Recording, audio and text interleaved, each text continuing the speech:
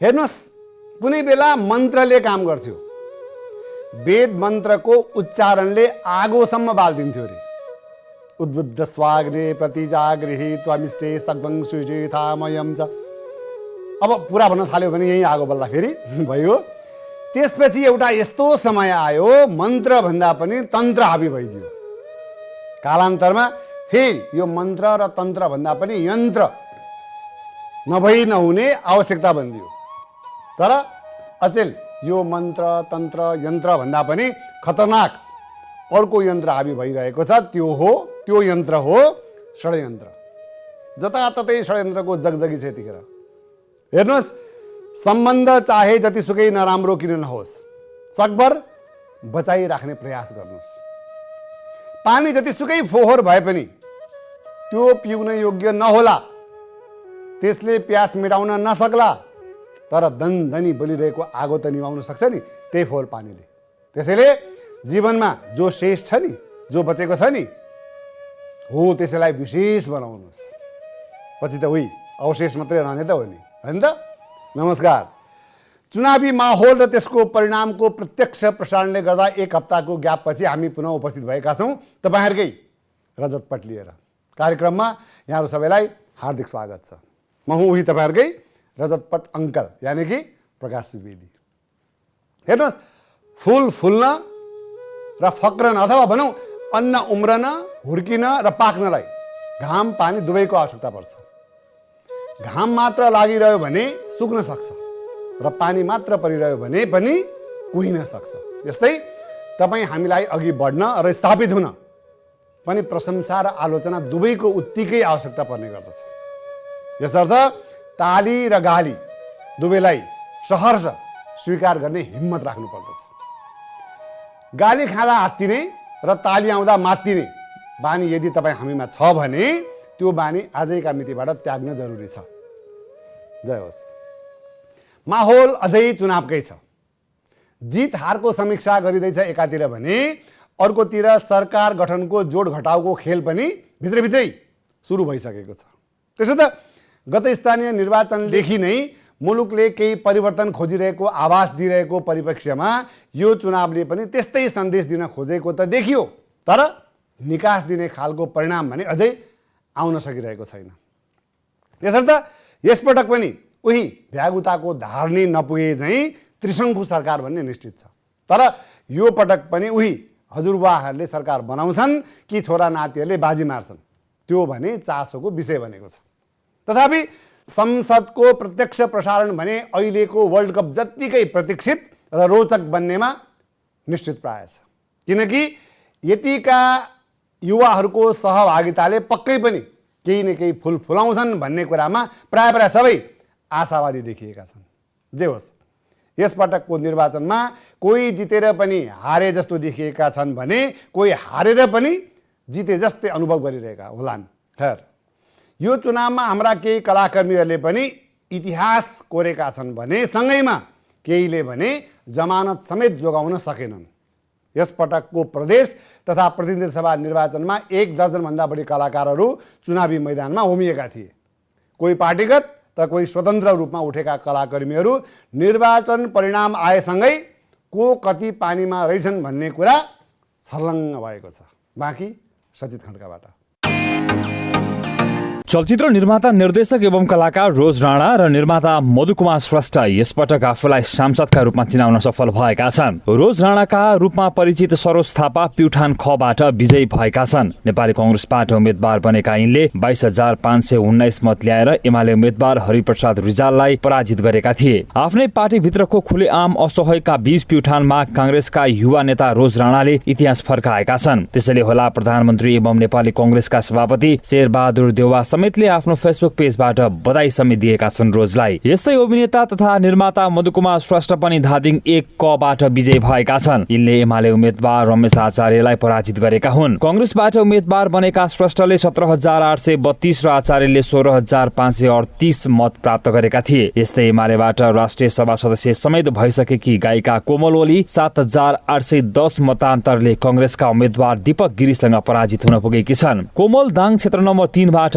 उम्मेद्वार बनेकी थिइन्। यस्तै चलचित्र क्षेत्रमा नम्बर 1 हिरोइनको परिचय बनाइसकेकी अभिनेत्री रेखा थापा यो चुनावमा 3rd नम्बरमा झरेकी छन्। मोरङ क्षेत्र नम्बर 3 बाट निर्वाचन लडेकी रेखा चुनावी प्रचारताका व्यापक चर्चामा रहेकी थिइन्। तर प्रचारका क्रममा देखिएको माहौल मतमा परिणत हुन नसक्दा मतगणना आउन सुरु भएदेखि नै रेखा तेस्रो स्थानमा सीमित भइन्। यिनी कंग्रेस उम्मेद्वार सुनिल कुमार शर्मासँग झण्डै 35,000 मतान्तर सहित पराजित भइन्। यस्तै कमेडी च्याम्पियनका विजेता हिमेश पन्तलाई चुनावी परिणामले भने नराम्रो निराश बनायो। राष्ट्रिय स्वतन्त्र पार्टीबाट धादिङ 2 बाट उम्मेद्वार बनेका हिमेश एकीकृत समाजवादीका नेता बागमती प्रदेशका मुख्यमन्त्री राजेन्द्र प्रसाद पाण्डेसँग पराजित हुँदै तेस्रो स्थानमा चित्त बुझाउन पुगे। पाण्डे 35,934 मत सहित विजयी हुँदा हिमेशले 12,475 मत ल्याएका थिए। यस्तै कलाकार सम्राट सापकोटा पनि काठमाडौँ 1 मा प्रदेश क बाट पराजित भएका छन्। यो क्षेत्रमा कंग्रेसका दिपेन्द्र श्रेष्ठ निर्वाचित भए। नेपाल सुशासन पार्टीका तर्फबाट उम्मेदवारी दिएका सापकोटाले 2113 मत सहित चौथो स्थानमा चित्त बुझाउनु पर्यो। यस्तै यसपटकको चुनावमा उम्मेद्वार बनेका अन्य केही चलचित्र कर्मीहरूलाई त जनताले झनै नपत्याएको देखियो। प्रतिनिधि सभा सिरा क्षेत्र नम्बर 2 बाट राप्रपाका उम्मेद्वार बनेका मुरलीधर मिजारले जम्मी 782 मत मात्र प्राप्त गरेका थिए। यसर्थ आफ्नै गृह क्षेत्रबाट उम्मेदवारी दिएका मुरलीधरको पनि जमानत जोगिएन। यसैगरी एमाले नेता तथा पूर्व सञ्चार मन्त्री गोकुल भास्कोटा विरुद्ध काभ्रे 2 बाट स्वतन्त्र उम्मेदवारी दिएका चलचित्र निर्देशक मनोज पण्डित पनि संसदीय निर्वाचनमा नराम्रोसँग पराजित भएका छन्। पण्डितले 173 मत मात्र ल्याए। भास्कोटाले 70 करोड भ्रष्टाचार गरेको आरोपलाई चुनावको मुख्य एजेन्डा बनाएर हराएर दिखाउने भनेर हिँडेका पण्डितले आफ्नो जमानत पनि जोगाउन सकेनन्। यता हास्य सिरियल सक्की गोनीमा सितेबाको चरित्र मार्फत दर्शकमाझ लोकप्रिय रहेका कलाकार मधुसूदन पाठकले पनि जमानत समेत जोगाउन सकेनन्। काठमाडौँ 5 मा चुनाव लड्न पुगेका यिनले जम्मी 364 मत मात्र ल्याए। यिनी लौरो अभियान चलाएको हाम्रो नेपाल पार्टीका तर्फबाट उम्मेद्वार बनेका थिए। यो क्षेत्रमा कंग्रेस नेता प्रदीप पौडेल 15,369 मत ल्याएर विजयी भएका छन्। यस्तै गायक सञ्जय श्रेष्ठको पनि जमानत जफत भएको छ। यिनले 577 मत मात्र ल्याए। राप्रपाले टिकट नदिएपछि काठमाडौँ 6 बाट स्वतन्त्र उम्मेदवारी दिए पनि यो क्षेत्रमा राष्ट्रिय प्रजातन्त्र पार्टीका शिशिर खनाल 14,204 मत सहित निर्वाचित भएका छन्। त्यसैगरी काठमाडौँ 1-2 बाट लोकतान्त्रिक समाजवादी पार्टी नेपालका उम्मेद्वार रहेका वितरक तथा कलाकार करण श्रेष्ठ क्रेजीले 100 मत पनि ल्याउन सकेनन्। यो क्षेत्रमा कंग्रेसका सुरज चन्द्र लामिछानेले 4,510 मत सहित विजयी हुँदा यिनले 67 मत मात्र ल्याए। यसर्थ यिनको पनि जमानत जोगिएन भने काठमाडौँ क्षेत्र नम्बर 2 ख बाट लौरो चिन्ह लिँदै उम्मेदवारी दिएका अभिनेता राज तिमल सिन्हाको पनि कन्त बिजोग नै देखियो। हेर्नुहोस्, जीवनमा यदि सफल हुनु छ भने यी 4 कुरालाई डस्टबिनमा लगेर फ्यालिदिहाल्नुहोस् अहिले नै। पहिलो, अरूले के भन्लान्। दोस्रो, यो मबाट हुँदैन। तेस्रो, अहिले मेरो मुड छैन। र चौथो, मेरो त भाग्य नै खोटो छ। यी 4 कुराले तपाईँ हामीलाई कहिल्यै पनि अगाडि बढ्न दिँदैनन्। त्यसैले निन्द्रा लागिरहेको छैन भने उल्टो कोल्टो फेर्दै नपल्टिरहनुहोस्। उठ्नुहोस्। एक पटक हारियो, अब अर्को पटक जित्नु छ भन्दै केही नयाँ तयारी गर्नुहोस्। आफ्नो कमजोरी पत्ता लगाउनुहोस्। केही लेख्नुहोस्, केही पढ्नुहोस् र आफ्नो जे उद्देश्य छ नि त्यो उद्देश्यमा, त्यो काममा आफ्नो सम्पूर्ण ताकत लगाइदिनुहोस्। अनि हेर्नुहोस् त तपाईँलाई सफल हुनबाट कसले रोक्न सक्छ? जे होस्। अब कुरा विवाहको, जस्तो कि तपाईँलाई थाहा छँदैछ अस्ति एकजना हाम्रो हिरोको विवाह भएको छ, अभिनेता सलोन बस्नेतको। त्यसो त सलोनको विवाह सम्बन्धी बग्रेलती समाचारहरू आइसकेका छन्। तथापि विवाहका केही रमाइला पलहरू भने हामी तपाईँलाई सेयर गर्दैछौँ। आफ्नो 3 वर्षे प्रेम यात्रालाई अन्ततः विवाहमा परिणत गरेका छन् अभिनेता सलोन बस्नेतले। सलोनले आफ्नै प्रेमिका एयर होस्टेज करिश्मा केसीलाई अस्ति मंगलबार 12 गते चन्द्रगिरीको भालेश्वर मन्दिर परिसरमा भव्य समारोहका बीच आफ्नो अर्धाङ्गिनी बनाएका छन्।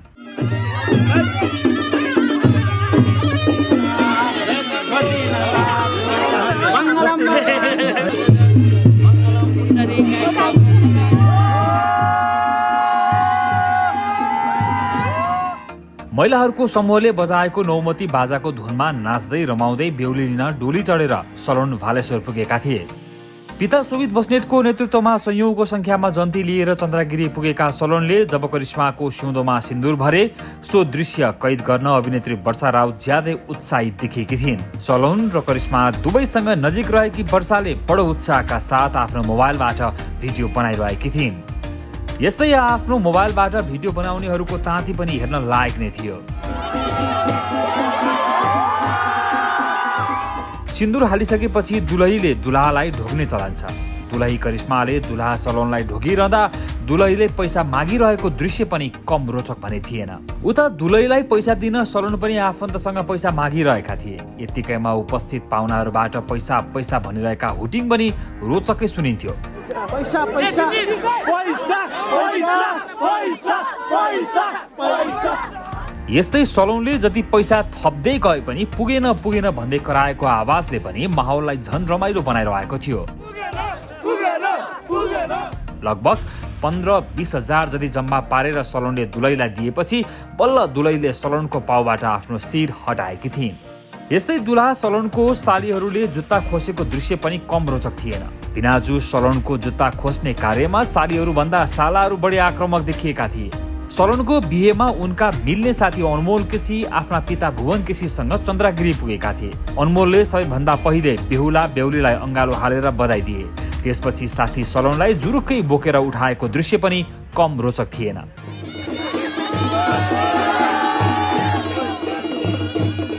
यस्तै सलोनका अर्का साथी अभिनेता सलिमान बनिया पनि सलोनको बिहेमा रमाउन चन्द्रगिरी पुगेका थिए भने अभिनेत्री पूजा शर्मा र अभिनेता आमेश भण्डारी त झन् घरकै बिहे जस्तै गरी खटिरहेका देखिन्थे।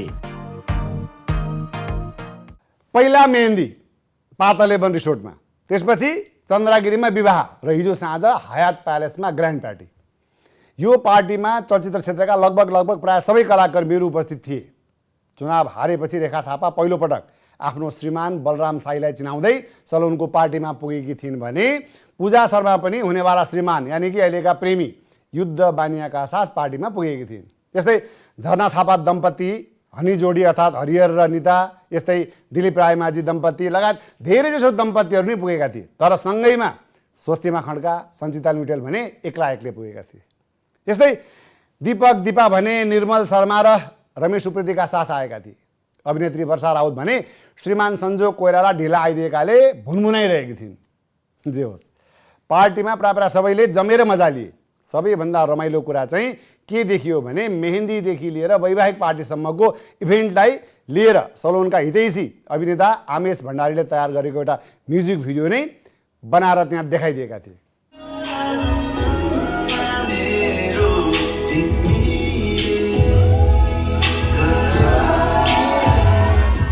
जे होस्, हेर्नुहोस्, जिन्दगी एउटा रङ्गमञ्च, नाटकघर वा भनौँ सिनेमा जस्तै हो।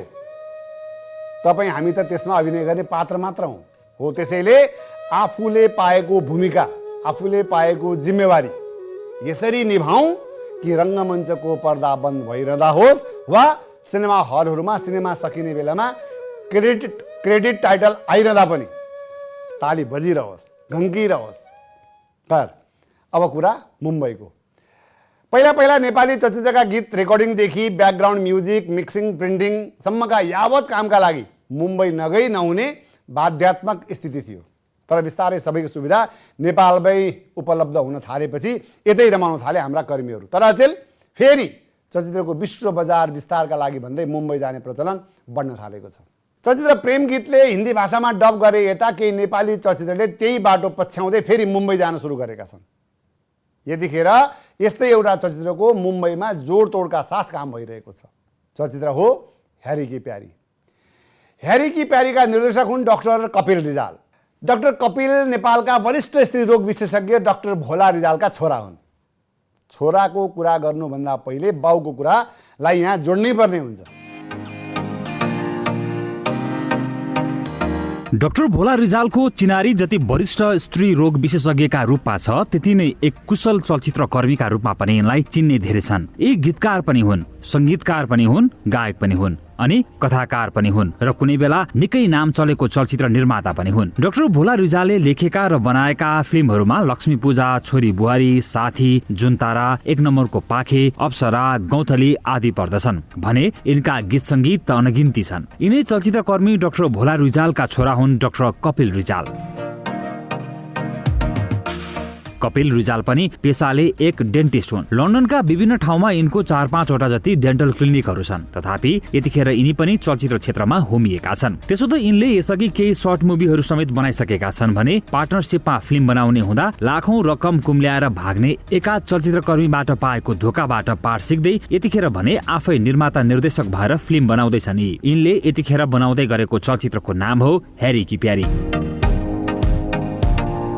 हैरी की प्यारीमा हास्य कलाकार जितु नेपाल हैरी बनेका छन् भने हैरी की प्यारीका रूपमा अभिनेत्री साम्राज्ञी आरएल शाहले जितुलाई साथ दिएकी छन्। यस्तै विजय बराल, लक्ष्मी गिरी, सुभाष गजुरेल, रमेश अधिकारी, मनोज केसी, समीक्षा पौडेल, नरेश पौडेल लगायतका कलाकारहरूले पनि जितु र साम्राज्ञीलाई साथ दिएका छन् हैरी की प्यारीमा। यो चलचित्र आगामी माघ 20 गतेदेखि लाग्ने भनेर रिलिज डेट घोषणा गरिसकिएको छ। जे होस्, यतिखेर चलचित्र हैरी की प्यारीको पोस्ट प्रोडक्सन कार्य मुम्बईमा भइरहेको छ। हैरी की प्यारीका निर्माता निर्देशक कपिल रिजाल, डीओपी सुदीप बराल र मुख्य सहायक निर्देशक गिरिराज घिमिरेका साथमा अभिनेता जितु नेपाल यतिखेर मुम्बईको एउटा स्टुडियोबाट अर्को स्टुडियो धाउँदै हैरी की प्यारीको कामलाई युद्ध स्तरमा अघि बढाइरहेका छन्। यो मुम्बईको अन्धेरी वेस्टमा रहेको ब्लू वेभ भवन हो। यो भवनको अधिकांश तलामा बलिउड फिल्महरूको पोस्ट प्रोडक्सनका यावत कार्यहरू गर्ने गरिन्छ। प्राइम फोकस र जाम 8 नामक यो स्टुडियो मुम्बईकै सुविधा सम्पन्न अत्याधुनिक स्टुडियोमा पर्ने गर्दछ। यी सबै मुम्बई फिल्म इन्डस्ट्रीमा नाम चलेका डीओपीहरू हुन्। यिनीहरूले खिचेका अधिकांश चलचित्रहरूका पोस्ट प्रोडक्सनका कामहरू यही स्टुडियोमा भएका रहेछन्। बलिउड चलचित्रका पोस्टरहरूका बीचमा नेपाली चलचित्र हैरी की प्यारीको पनि पोस्टर टाँगिएको छ। यसबाट पनि सजिलै अनुमान लगाउन सकिन्छ कि चलचित्र हैरी की प्यारीको पोस्ट प्रोडक्सनको कार्य यही स्टुडियोमा भइरहेको छ भनेर। प्राइम फोकस जाम 8 को स्टुडियोमा भने अहिले साउन्ड मिक्सिङको काम चलिरहेको छ। मल्टिपल ट्र्याकमा रहेका अडियोहरूलाई एउटै ट्र्याकमा ल्याएर मिक्सिङ गरिँदैछ यतिखेर। यी भने सुवीर कुमार दास हुन्, साउन्ड इन्जिनियर। गजनी, तारे जमिन पर, पीके, गोलमाल, 3 इडियट्स, सिंगम जस्ता बलिउडका ठूला ठूला फिल्महरूको साउन्ड मिक्सिङको काम यिनले नै गरेका रहेछन्। हैरी की प्यारीसँग जोडिएको प्रसंग भने यी यसरी सुनाउँछन्। मुझे फिल्म देख के सर से मिलके मुझे फिल्म का जो सब्जेक्ट है जो इमोशन का चीज़ है वो सारे ऑडियंस को पहुंचना चाहिए। तो मुझे लगा कि ये फिल्म करना बहुत ही अच्छा होगा। It will be milestone in my career also. जब मैंने शुरू में देखा था तो मैंने सिर्फ पायलट ट्रैक से सुना था, तो मेरे पास तो ना म्यूज़िक था ना इफेक्ट्स था, कुछ भी नहीं था। वो भी डायलॉग्स भी थे जो आधे सुनाई दे रहे थे, आधे नहीं सुनाई दे रहे थे। बट जो फिल्म था वो इमोशनली बहुत कनेक्ट कर रहा था।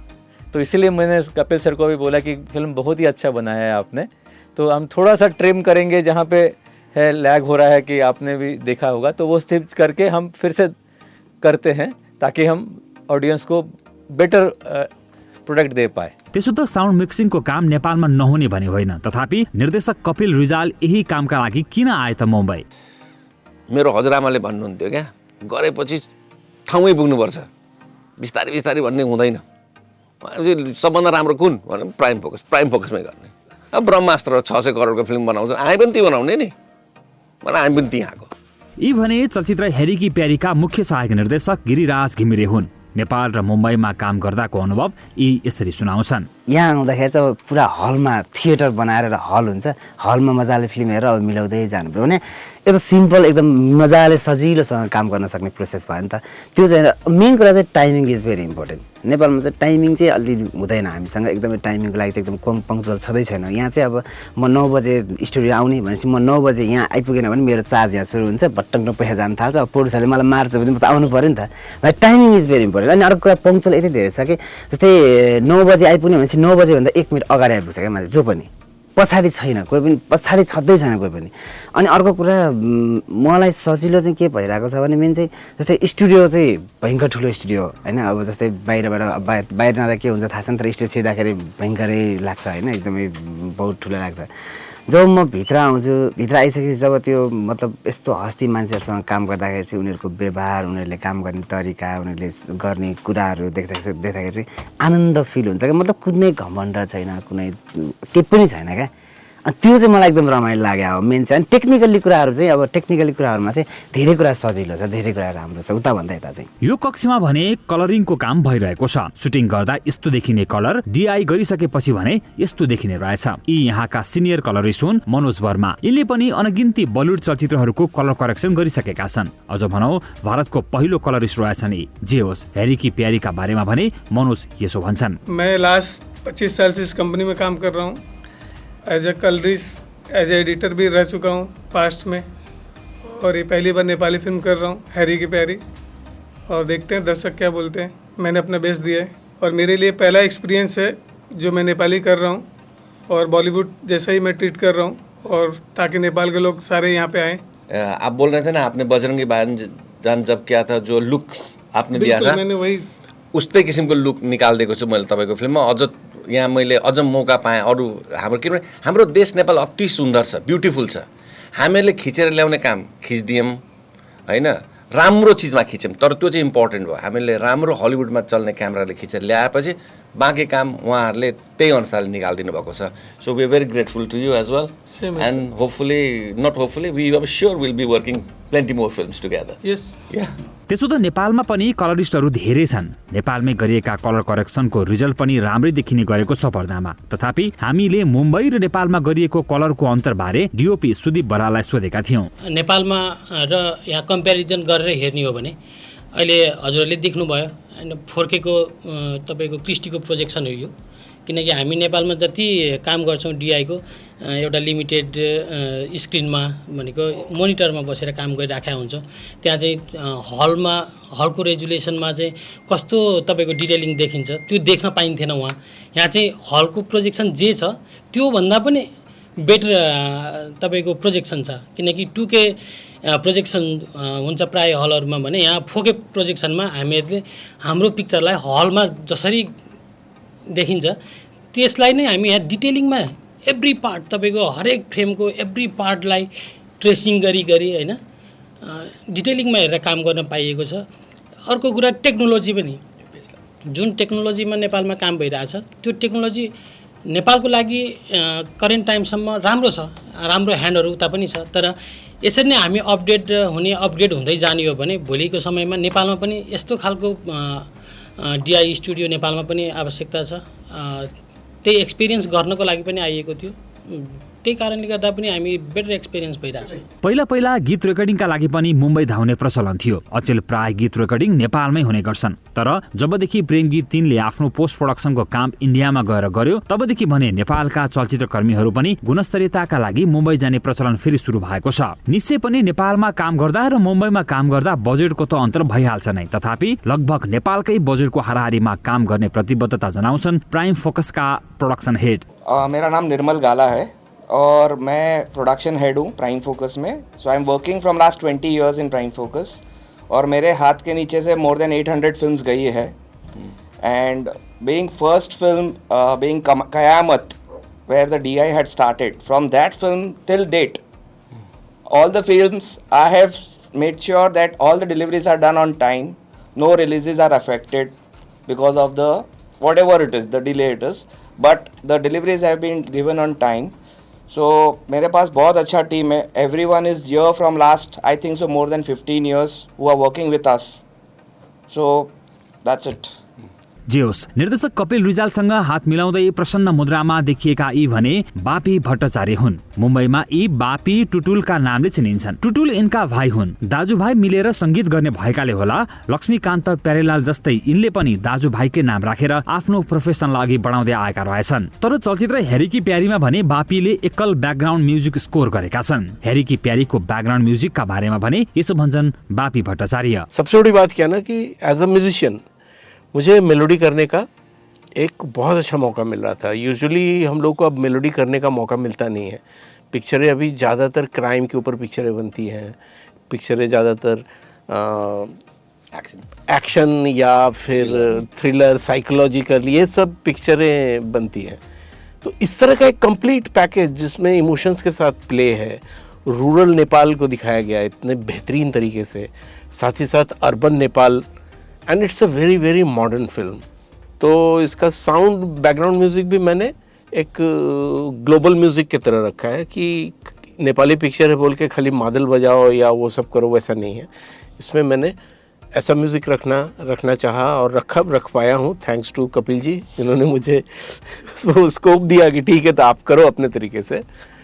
तो मैंने इसमें म्यूज़िक का एक फ्यूजन टाइप का म्यूज़िक किया है जो कि आई एम डैम श्योर कि नेपाल की जनता को, नेपाल की यूथ को स्पेशली बहुत अच्छा लगेगा। यो स्टुडियोका विभिन्न कक्षहरूमा विगत 1 महिनादेखि नेपाली चलचित्र ह्यारी की प्यारीको काम भइरहेकाले होला यहाँ काम गर्ने कर्मचारीहरूले पनि ह्यारी की प्यारी हेरेका रहेछन्। चलचित्र ह्यारी की प्यारीका बारेमा यिनीहरू भने यसो भन्छन्।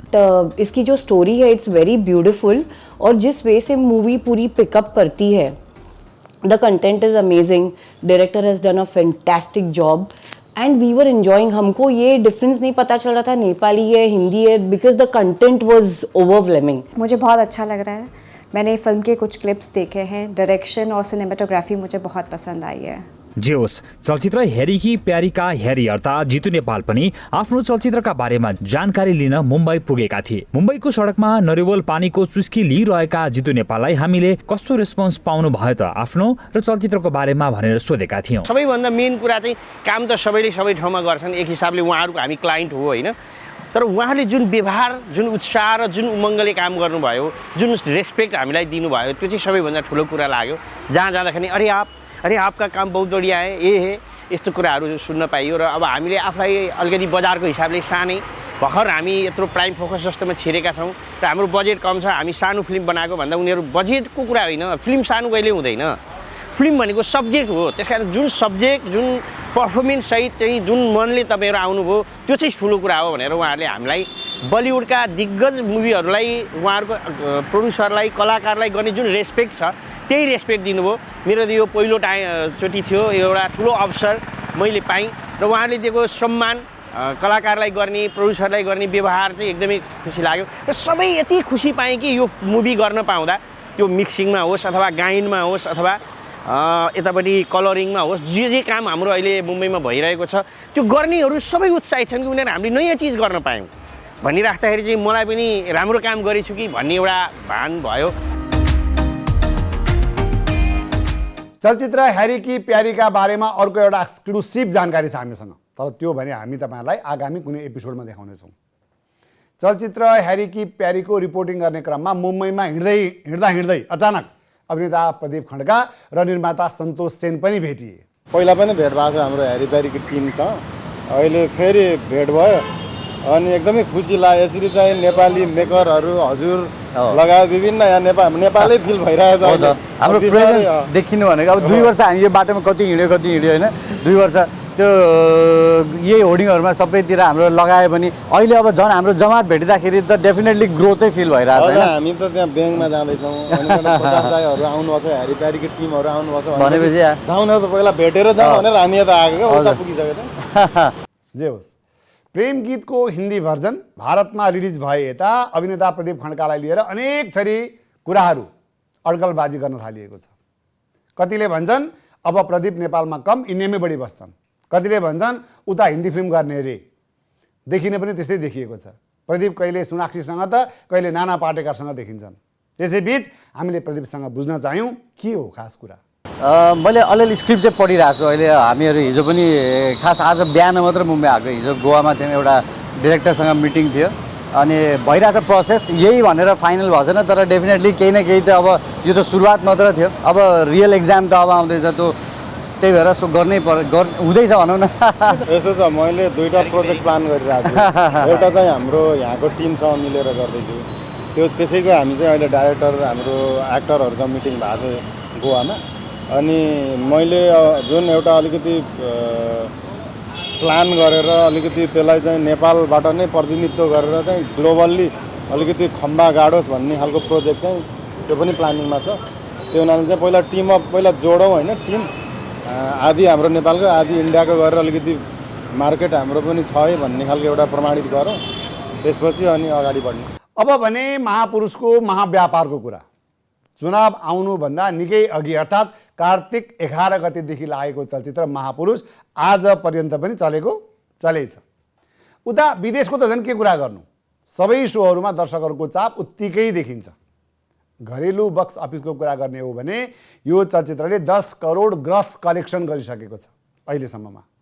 अस्ति भर्खर महापुरुष युनिटले केक काट्दै 10 करोडको खुसियाली बाँडेको थियो। महापुरुष यो वर्ष अहिलेसम्म प्रदर्शनमा आएका चलचित्रहरूमध्येको तेस्रो ठुलो कलेक्सन गर्ने चलचित्र बनेको छ। पहिलो ठुलो कलेक्सन गर्नेमा कबड्डी 4 हो भने दोस्रोमा प्रेमगीत 3 र तेस्रोमा महापुरुष पर्दछ। त्यसर्थ महापुरुषको इन्टायर टिमलाई हार्दिक बधाई छ। यसमा पनि विशेष गरी टिम क्याप्टेन प्रदीप भट्टराई र निर्माता रविन्द्र सिंह बानियालाई त झनै विशेष बधाई। जात्रा, जात्रे जात्रा र महापुरुषसम्मको यो सहयात्रा अझ मौलाउँदै जाओस्, हाम्रो पनि शुभकामना छ। हवस् त, आजलाई यति नै। तर जाँदा जाँदै एउटा कुरा, हुन त गोर्खाली सैनिकको कथामा केही चलचित्रहरू बनेका छन् भने कतिपय चलचित्रमा यसै विषयमा सयौँ प्लटहरू पनि आइसकेका छन्। तर यतिखेर गोर्खालीको वीरगाथामा निर्देशक मिलन चाम्सले एउटा चलचित्र बनाएका छन्, गोर्खा वरियर। अस्ति भर्खर गोर्खा वरियरको विभिन्न पोस्टरहरू रिलिज गरिएको छ।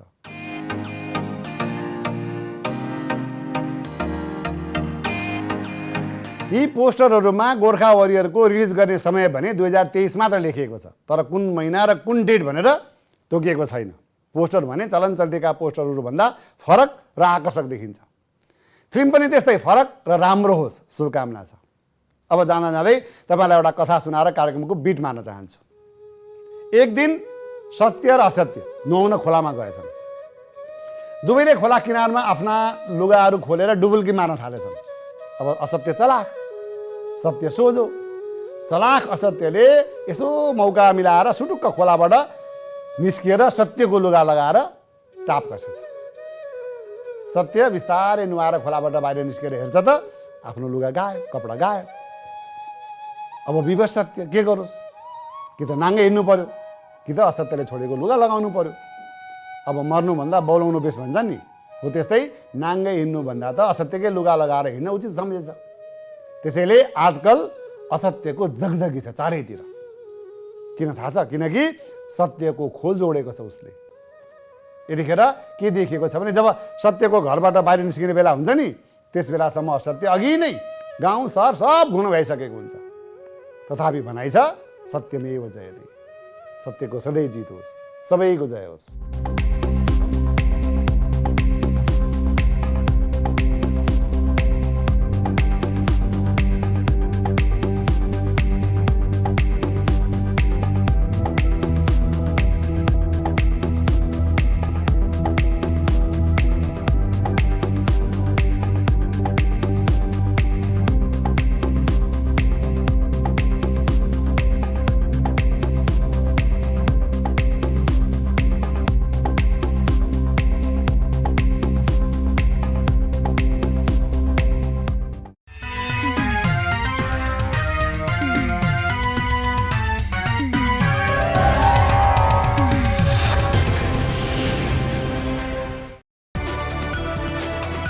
It's an AP1 presentation.